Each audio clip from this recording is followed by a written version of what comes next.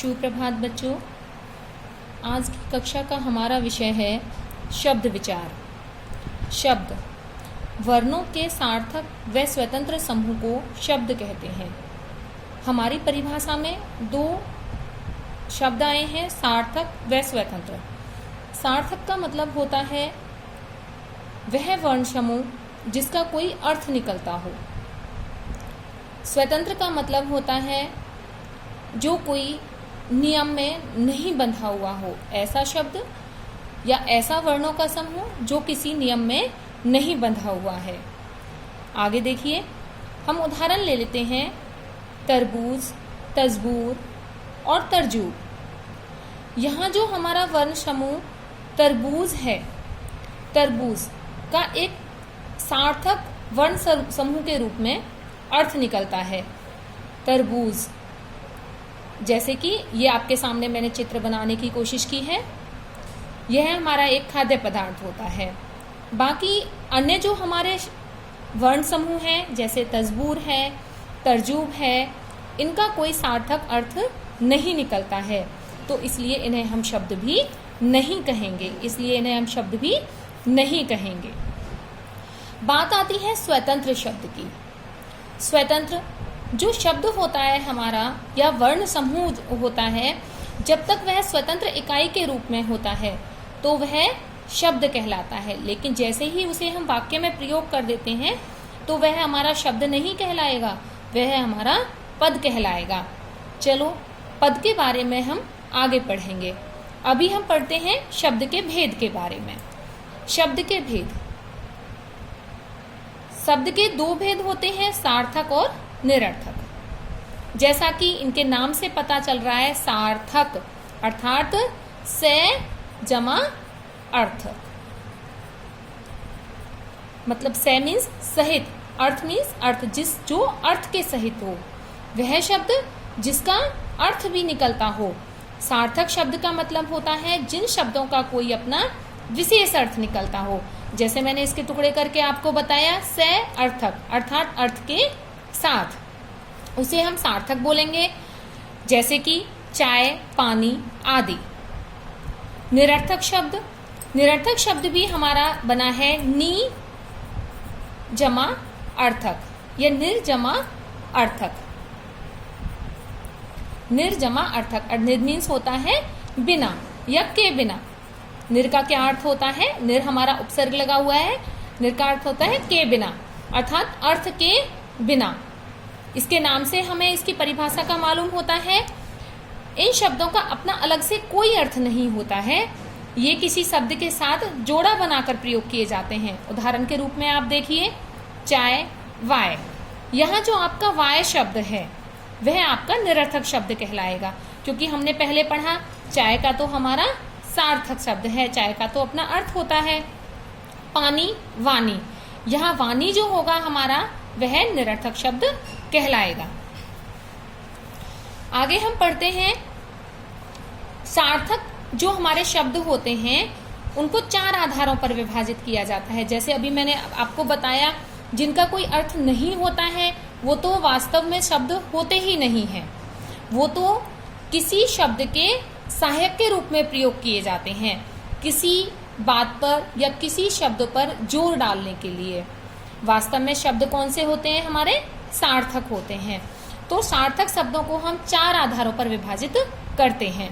पहला है स्रोत के आधार पर। स्रोत का मतलब क्या होता है? स्रोत का शाब्दिक अर्थ क्या होता है? उत्पत्ति। क्या होता है? उत्पत्ति। मतलब जो हमारे शब्द हुए हैं वो पैदा कैसे हुए हैं या पैदा कहाँ से हुए हैं, पैदा कहाँ से हुए हैं, उनकी उत्पत्ति कहाँ से हुई है। दूसरा होता है रचना। रचना का क्या अर्थ होता है? रचना का शाब्दिक अर्थ होता है बनावट। क्या होता है? बनावट, अर्थात हमारे जो शब्द हैं वो किस प्रकार बने हैं, इस आधार पर। प्रयोग, अगला आता है हमारा प्रयोग के आधार पर। प्रयोग मतलब हिंदी भाषा में हम उनका किस प्रकार से प्रयोग करते हैं। अर्थ के आधार पर, अर्थात जो हमारे शब्द हैं उनके अर्थ किस प्रकार से निकाले जा सकते हैं। इस प्रकार चार आधारों पर हम अपने सार्थक शब्दों को बांट देते हैं। आगे देखिए, स्रोत के आधार पर शब्द के 4 प्रकार होते हैं। कितने प्रकार होते हैं? 4 प्रकार होते हैं। पहला होता है तत्सम, दूसरा होता है तद्भव, तीसरा होता है देशज और चौथा होता है विदेशज शब्द। तत्सम शब्द देखिए, जैसा कि हमें इसी शब्द से मालूम होता है जो इसकी परिभाषा क्या निकलेगी, तत्सम। तत्सम, तत् मीन्स जैसा और सम मीन्स समान, जैसा है उसी समान। अर्थात जो हमारी हिंदी भाषा है वह मूल रूप में कहाँ से ली गई है? संस्कृत भाषा से ली गई है। मूल शब्द ज्यादातर जो हमारे हिंदी भाषा के शब्द हैं वो संस्कृत भाषा से लिए गए हैं। अर्थात संस्कृत भाषा के वे शब्द जो जैसे थे वैसे के वैसे ही, अर्थात ज्यों के त्यों हिंदी भाषा में प्रयोग किए जाते हैं, उन्हें तत्सम शब्द कहते हैं। वह तत्सम शब्द कहलाते हैं, जैसे सर्प, दंत आदि। आगे है तद्भव शब्द। तद्भव शब्द तत् जमा भव, जैसा है जैसे है भव मीन्स तत् जमा भव, उनका जो भाव है वो वैसा ही है लेकिन उनका रूप थोड़ा सा बिगड़ गया है।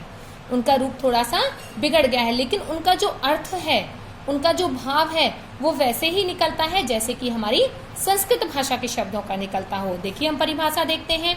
संस्कृत भाषा के शब्दों से रूप बिगड़कर हिंदी में प्रयुक्त होने वाले शब्द तद्भव शब्द कहलाते हैं। जैसे कि सर्प, सांप, सर्प से क्या बना? सांप। यहाँ पर सर्प हमने पढ़ा कौन सा शब्द है? तत्सम शब्द है। और सांप उसका क्या बना? तद्भव शब्द है। अब देखिए भाव, भाव मीन्स उसका अर्थ वही निकल रहा है लेकिन उसका रूप थोड़ा सा बदल गया है।